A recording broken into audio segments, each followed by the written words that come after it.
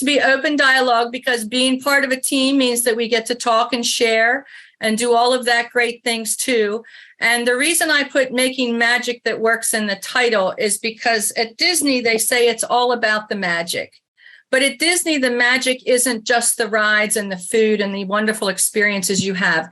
It takes 66 team members to get that magic to its clients.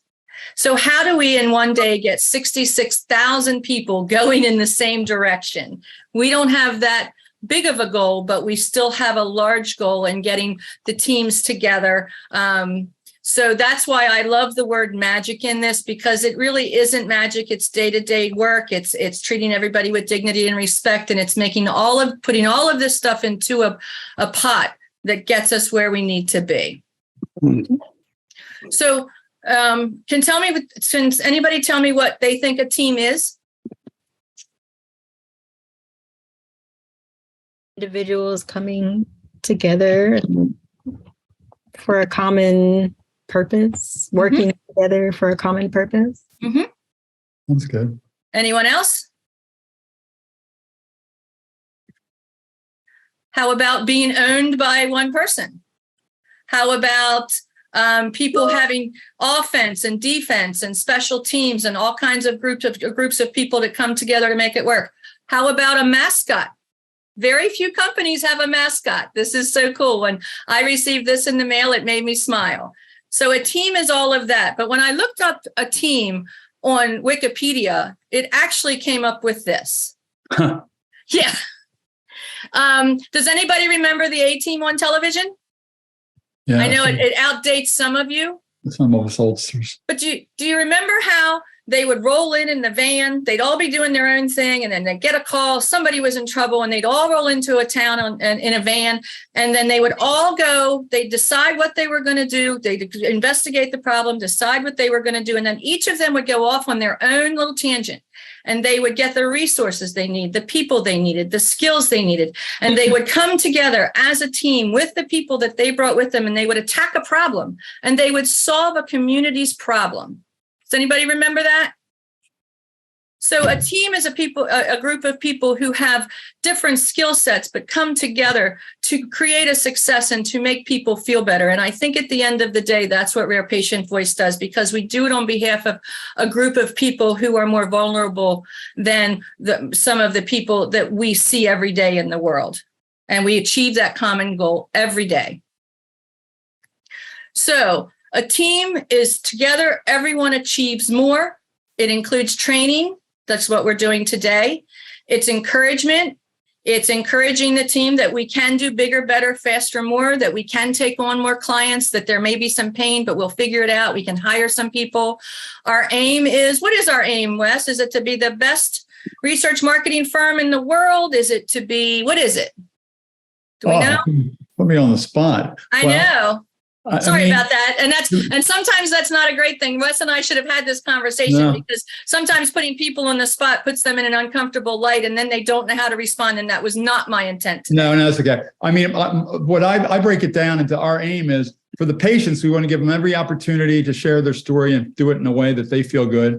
For our employees, it's for them to feel like they're contributing and having a good and not crazy. Now October, it's an exception, but in general, not having too crazy. Having a real positive experience for the long term, and for the clients, you're right. It's to make them think they can come to us and get what they need and make them happy. So it's all of our constituencies, if you want. That's to me the aim is to make all of those have a better time. Right. Okay. And then motivation. What motivates us? Some people are motivated by different things. As leaders of an organization, do we know what motivates our individual team members? Do we know what motivates the team? Do we know what motivates our organization? So when we work together as a team, everybody achieves more. So who is the Rare Patient team? Thank you, Laura, for your participation in sending me the rarities. I thought they were awesome. I'd never seen these 3 versions before.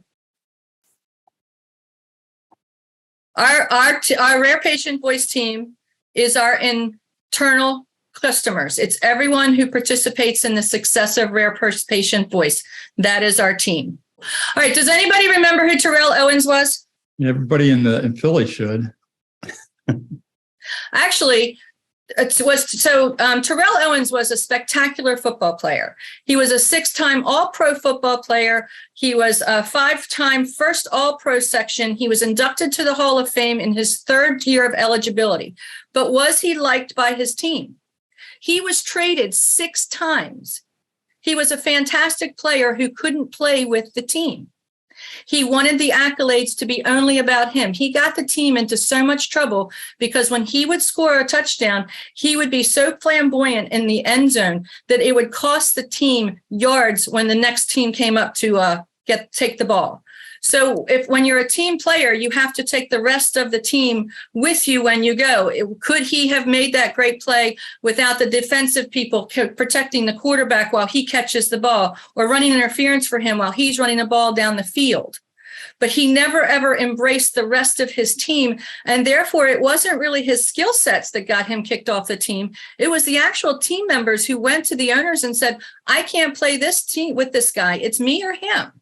So being part of a team is getting the accolades, but knowing that there's enough accolades for the team to go around. And I love this. Are you a team player? Together, everyone annoys me. So being a team player, would you rather work alone or as a group? Do other team members like working with you? Do you get positive feedback with them? When you send them emails, do you get nice answers or do you get short, curt answers? Are you flexible with adjusting to new situation or work demands? I don't know. I use the sports analogy so much because the team, that's how you see it, whether it's football, hockey, baseball, any team. When you're down in the 4th quarter, you have to change your plans. Do the football players on the sideline say, oh, man, I don't want to do that. That isn't what we practiced all week. Or do you say, you know what, we're in it to win it. We got to do a Hail Mary, and this is how we're doing it. Are you willing to help other team members if they ask you or they know you are struggling? Does anybody know why the kicker for the Ravens, Tucker, is such a great cook kicker? Genetics? No. When he came on with the Ravens, does everybody remember Matt Stover? Matt Stover was the premier kicker back when the Ravens were young. Matt Stover took him under his wing and for hours and hours and hours coached him and helped him and groomed him to be one of the greatest kickers, if not the greatest kicker in football history today.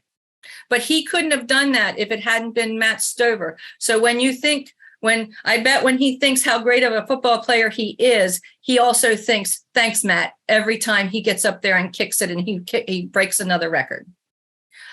Great team members. Do we have to win every conflict? Is winning everything when we're on a team?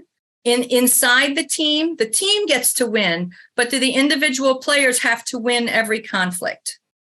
And being on a team, are you open to ideas that are not yours?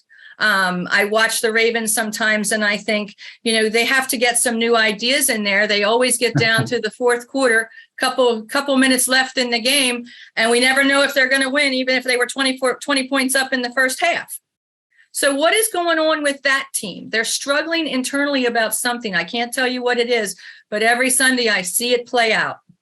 Hey, Leanne, can I make a comment? You mentioned about emails being short or curt. I would make a distinction between, for example, short and curt. I mean, because everybody's busy. There's nothing necessarily wrong with a short email. I think it's about the attitude. The attitude behind it is quote unquote curt or dismissive or disrespect. You know what I mean? Yes. But I don't want to say something's wrong with a short email, especially if somebody needs a quick answer. You can give them a quick answer, especially if it's internally. Right. Sometimes with clients, you want to. I hope your weekend was great. Here's your answer. But but if you're asking me a specific question, did that survey go out? If I just respond yes, right? Yeah. Don't feel like that's not being a team play. It's kind of like the attitude behind the email, right? Is And of course, when you send an email, people don't hear the tone of your voice or see the expression on your face. So they can interpret that in a different way than you intended it if you're not throwing in a thank you or a please or how can I help or anything like that. So when we're talking to each other, remember that even though we're part of the team, sometimes we have to take that extra sentence or make that extra gesture, because sometimes the answer that we give might not be the one that we thought we were going to get. And I find myself often, I'll quick write an answer. And fortunately, before I hit send, I'll glance and then I'll go back to the beginning and I'll write a little thanks for, I'll write a little bit rather than just get into, no, you're wrong, you idiot. I'll say, thanks for your, I'll put a little bit, I'll find myself doing that at the end, but putting it at the beginning of the email. So. Right. And I always proofread my emails, and it still kills me to this day when I send an email and then I get it back and I read what I wrote and I have a typo or something is out of place. So, that's just me, but I always reread my emails. Okay. And teamwork is truly all about communication, collaboration, and cooperation. I had a regional vice president who brought this to a meeting, and I had never heard it put so succinctly before. We need to communicate in a way that everybody can understand and be understood. We need to collaborate in a way that we don't feel that there are walls or barriers between what we're trying to do. And we need to cooperate, even though sometimes we have to take a long road. If I can be convinced that it is the right road, can I cooperate with you and make that even more successful? So it's the 3 C's of teamwork. And when you think about the football team during the week when they're practicing, they're out there watching what's going on. They're communicating back and forth. They're collaborating, whether they're offense or defense, and they're cooperating to try new plays. And they're always constantly trying to improve. Okay. Does anybody know the story about the geese, the ultimate team? Yeah. Tell us about the geese. I kind of forget how it goes, but it's something about how, if one falls out of the line, they do something to bring him back up into the group. Mm-hmm. Yes. Geese fly in a V because there is never one distinct leader. What happens is one goose goes to the front, and then the other ones form a V. And does everybody know that when they're above you because they honk? What those geese are doing in that V is they're honking to push that team and that leader forward, to keep them moving. That yes, we're supporting you, we're encouraging you, we're taking you on. And then when the lead goose gets tired, it drops back and someone else fills in that void. And just like Cheryl was saying, when one goose goes down because it is sick or injured, 2 geese follow it to the ground. And then they wait for the goose to recover, or they wait for the goose to die. And if the goose recovers, all 3 of them go back and join the herd wherever they are. And if the one goose dies and can't make it back to the team, the other 2 eventually catch up. But that's really taking care of people on your team and giving them support and being there when you're needed. So I believe that the geese are the ultimate team. And thanks, that Sharon. reminds me of the Army, or maybe it's all the armed forces. They have that slogan, no man or no person, I guess, no person left behind, right? Mm-hmm. It's don't just let them out there rot on the battlefield, get them back. I wonder if they learned that from the geese. Okay, so we've discussed this before, but in success for individual career success and success for team success comes down to a couple of basics again. Verbal communication and nonverbal communication. Are we open-minded? Are we developing trust? Trust doesn't come because I joined the team and I'm here, so you trust me. Trust comes when I feel that I'm being embraced by the team, and you listen to my ideas and you take my suggestions, or we improve my suggestions, or when I send the emails today, someone starts today and you say, hey, welcome to the team. My name is so-and-so, and this is what I do. And we cross-train people. Success comes from leading by example, or being the person we'd like our coworker to be, by asking great questions, by active listening. We had a training about active listening. There's a difference between listening and active listening. Clarity. Be sure that if you don't understand what your teammate is saying, you ask for the clarity before you take their decision to heart. Are you friendly? Do you smile? Do you believe that when you are communicating or in any form with that coworker that you feel like, they're being kind to you? Confidence. Do we have confidence in what we're doing and what we're saying and who we are? Are we empathetic? And of course, in our business, empathy is huge, because not only should we give that to our coworkers, but we need to give that to our clients, our patients as well. Consistency in our messaging. Am I in a good mood one day and a bad mood the other? I was yesterday somewhere and I heard that song. You're right. You're in, then you're out. You're up, then you're down. You're yes, then you're no. What are we today? And if I'm constantly dealing with inconsistency like that, who am I dealing with today? The Jekyll or the Hyde? How does that affect how I reach out to that person? Am I getting honest feedback? Are you giving me the feedback that I need in a timely manner, in a professional manner? Timing is everything when we have conversations. Do I want to have this training at 4:00 on a Friday afternoon? Or would I rather have it at 11 o'clock in the afternoon so that nobody has all of this stuff they have to get to at the end of the day? If I start a new project, do I want it at 4:45, or would I rather have it on Monday morning? Clarifying why, the who, what, why, when, and where, the being present during the conversations, and above all, respecting each other. I can't imagine these that the teams that go out there and play professionally, they might not like everybody on the team, but they have to respect their role, because without a great goalie, the team will lose. Without a great person who does the kickoff, it can't be a great game. So we have to respect the roles that everybody has within the organization.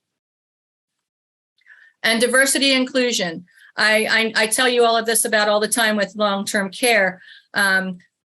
Dining doesn't like nursing, who doesn't like housekeeping, who doesn't like admissions, who doesn't like da-da-da-da-da. But without any of those, if the rooms were dirty, would the team, would a patient want to come and stay there? If the food was horrible, would the patient want to come there? If the nursing is great, but the food is bad, we all have to realize that we're all part of the Rare Patient Voice team, because we can't operate in a silo without people knowing that we're out there, from marketing to getting the jobs costed, to getting the awards done, to getting the project management out the door, to making sure that our clients are happy on both sides on the way out. So making sure that we know that all of the pieces of the puzzle have to fit, and that every single job is necessary. I don't believe that Wes would hire someone and pay someone if the job wasn't necessary. And does everybody get a chance to dance? I heard a great webinar the other day on diversity and inclusion, and it says everybody can be invited to the dance, but do we allow everybody to get a chance to actually dance? And there's a whole lot of difference between dancing and sitting on the sidelines watching everybody else all the time participate. So we really do have to think, are we giving everybody the chance to dance? I thought that was one of the greatest lines on diversity and inclusion I'd ever heard. So not only for independent job success, but for teamwork success, the listening, the questioning, persuading, which is a soft sell. How can I tell you what I want and persuade you in a way that doesn't seem like it's overbearing and I'm forcing it on you? That's a great soft skill for people to have in life.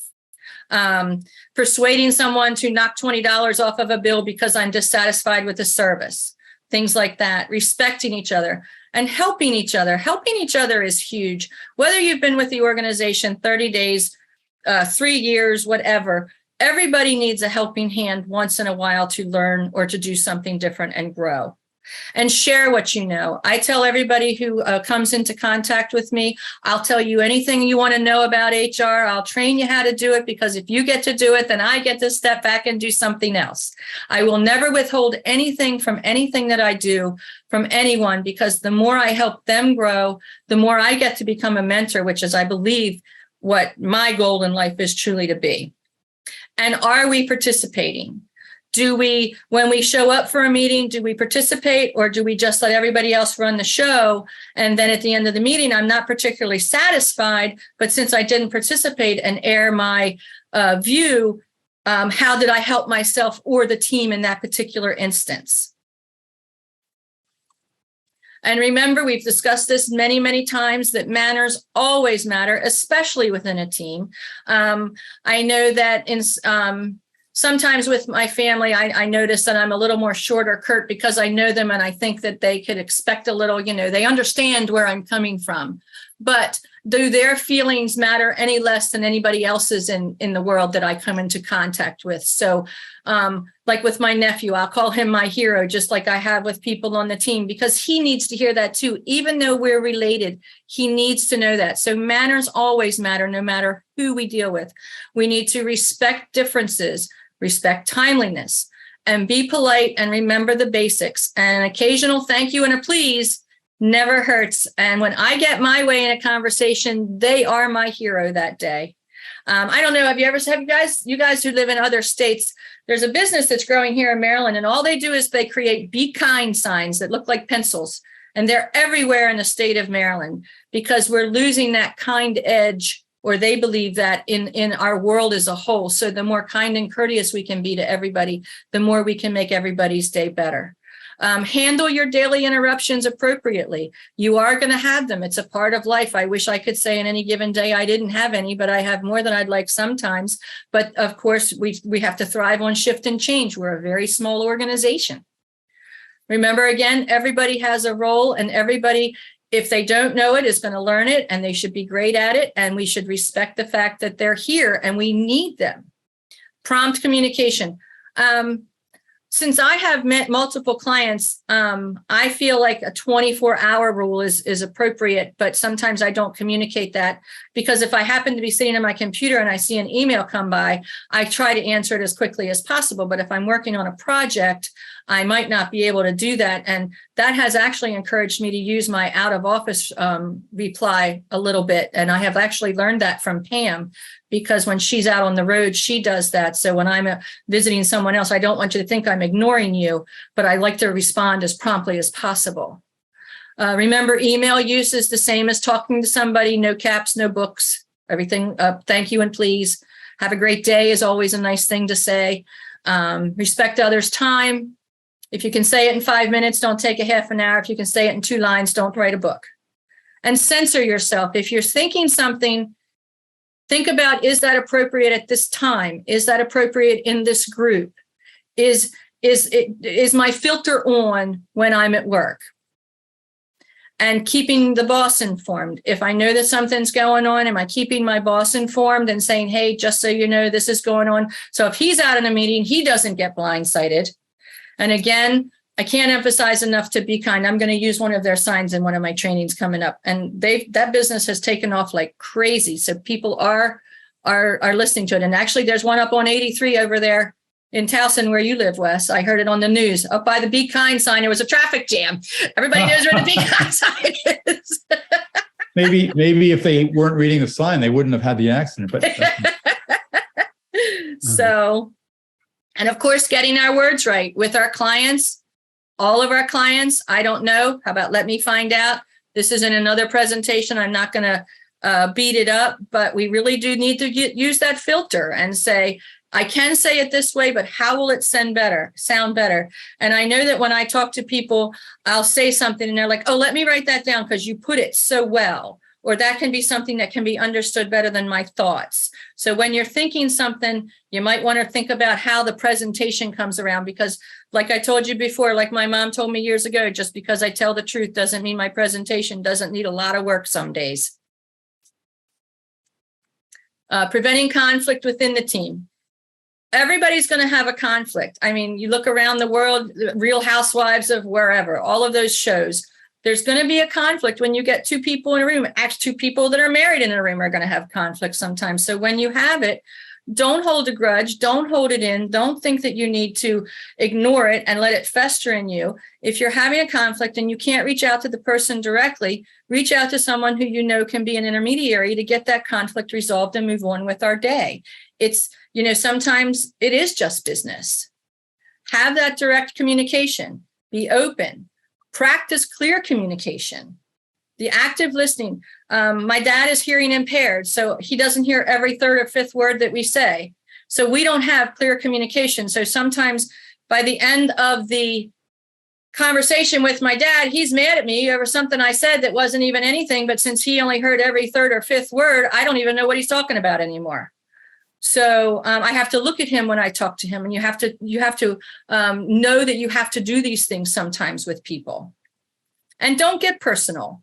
Don't call people names. Don't do things like that, because you can't ever undo that. And people who have that kind of behavior inflicted upon them, they'll get over it, but they never forget it. And then that can interfere with the trust that you have to have when you're a small company. Focus on the solution. When there's a conflict, there's always a resolution. Respect each other's differences. I might not always agree with everybody on the team, but I respect your views and your opinions, because just like the employee opinion survey, I might not agree with some of the things it says, but I did ask you for your opinion. So, and everybody's entitled to have one. And take ownership within the conflict and encourage different points of view. The only way that we're going to grow is if we get different points of view in to get to bigger and better solutions. What are you thinking, Wes? I'm agreeing. Okay, how a team comes together. Coming together is a beginning, so we're all on the team. Keeping together is progress, and working together is success. And these 3 stages take a while for any organization or any group of people to become a team. Like Michael Jordan said, wearing the same shirt does not automatically make you a team. It takes practice. It takes skill. Basketball teams don't only show up on game day. They practice every day throughout the week. They watch game films. They get coached. They do special things. They go and they do nonprofit things as a group to show that they're a team, and makes them more efficient in other ways except for just playing basketball. So that's that. So who is Rare Patient Voices competition? In Star Wars, I use this with all of my clients because it seems like we're so busy with some inner turmoil that we kind of forget that we really do have competition out in the marketplace. That's our competition. Our competition isn't each other. We're the ones who get the wins. So when we really think about it and we're looking at somebody else who we might not have the greatest of communication with, are they our competition, or are the people that are trying to take Rare Patient Voices business away their competition? Because they're out there and they're coming. Correct? And how well do we support our teammates? My guy's a huge college football fan. And I was watching the other day, and this kicker went out to kick an extra point, and he didn't make it. And it was the end of the game, and it could have changed the game. But the team went out and congratulated him or consoled him or whatever, like, good try. They didn't say, oh, you idiot, you missed that extra point. So when we do great things together, do we support each other in those ways? But when we don't do great things together, do we still continue to support our teammates? And don't forget, when a teammate isn't as successful as an endeavor as they'd like to be, that's the greatest learning experience sometimes you have. So don't think that, well, they screwed up and I'm not going to talk to them and blah, blah, blah. Reach out and say, hey, been there myself. I can't tell you how many lessons I've learned in human resources the hard way by not doing it right the first time. This is the Disney Institute. When you walk out of the Disney in Epcot, they have this huge building, and these letters are as big as a house, and it says RAVE, and it means respect and value everyone, because the people who sweep the areas in the park, from the costumes to the people who do the floral arrangements to the people who serve the food, without those 66,000 people to make that place look and feel and be what it is, it takes every single person every single day to show up and respect and value everyone's position. I want to talk to you about the bus. Sometimes in my career, I feel like I've been thrown under a bus, whether it be in an email, whether it be somebody CC'd somebody on an email that shouldn't have been there. I've been in a meeting where someone has called me out on a topic that I wasn't prepared to talk about, and then I stumble my words and I don't feel right about it. And I know that probably everybody on this call has felt that, of being thrown under the bus. I really would love to eliminate the bus as much as possible, because I can tell you that sometimes the times that I've been thrown under the bus, are just, I remember them just as vividly as I do some of my greatest successes in my career. So when we're talking to someone, does that filter kick in and say, you know what, I really haven't talked to them about this before, so I'm going to give them opportunity. Or I don't think that it's right that I'm going to CC the whole team to see if she's on task to do what she needs to do. I told you guys about that huge email I got that one of my teammates threw me under the bus. And it took me 3 days to respond because I was so upset. It wasn't that I didn't do the job, because I had done the job. But the fact that she didn't just email me, but she emailed every single person on my team and my boss. So if I hadn't done the job, she didn't help me. And since I had done the job, she really upset me. And I really didn't think of her in the same light ever again. And sometimes to this day, I still wish that, something would happen to her. So be careful with our words and who we include and our timing, just like everything that I've talked about, because I shouldn't be remembering that incident.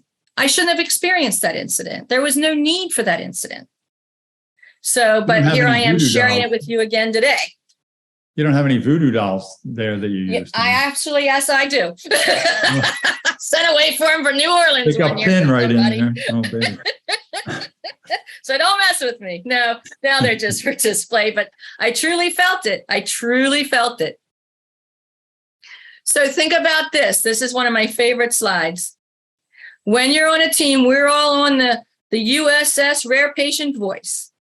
If the boat has a hole in it, nobody's safe on the boat for a very long time. So if you see your teammates struggling, don't just sit there and say, well, I'm sure glad the hole isn't on our end of the boat, because it's going to come at you fast and it's going to come at you quick. So this is why the team is such a great thing to be successful at. And when you have an opportunity to help a team member, do you? Seize the day, work smart, not hard. If you know a shortcut that can help them get from A to B and you don't let them know that, how are you helping the team? If it takes them an hour to complete something that takes you 10 minutes and you don't share that with them, every day they waste that hour. Think about what else they could be contributing to the success of the team in that time frame. Hey, can I just heard a great example of this yesterday. Yes. Ben, what was it? Ben, who are we talking to? Jen, I guess. And entering some of the processes we do, entering the data and such. And Ben said, I think there's another way that Q1 can do it in bulk rather than one by one through the thing. So I was like, it's one of those things. It's always easier to do things in bulk if you can than one by one. So I was like, hey, Ben was passing it along to the outreach team. So he was a great help, and it's going to save us a lot of time. Yes. And then Jennifer, how are you going to be able to utilize that time to better the team and their output and their production? It will give us more time to process all the signups that are coming start in. Catching up, right? There you go. Because it was double work. It's entering those paper signups. Yeah. Then we would still have to process them. But by what Ben showed, it's going to save a lot of time. Awesome. I can't wait to hear another success story. Okay. Another food for thought while we're here. Like Henry Ford said, if you think you can do a thing or you think you can't do a thing, you're right. So are we listening to books to help us grow professionally, independently as a group? I love to watch YouTube videos. I'm with the rest of the world anymore. You got 5 to 10 minutes of my time before I kind of fall off the planet, but I don't listen to one specific person. The other day I was listening to, he was an MIT graduate. I can't think of his name right now, but I love Jack Canfield. I love the TED Talks. I love Brian Tracy. Tony Robbins. I mean, they didn't get to be millionaires and to speak for a living about things that they know that can help you change your life without giving people great sound advice. Learn great business quotes from famous business and other leaders. I love quotes. Jennifer, do you have a quote for us today? You sent a quote to your team every single day. Is that correct? Yes. What did I send today? I sent... This morning, all I sent was Friday is here, smile and make this day cool. Good morning. and some days that's all you need to hear on a Friday, isn't it? Yes. Yesterday was every day may not be good, but there is something good in every day. Yes. Awesome.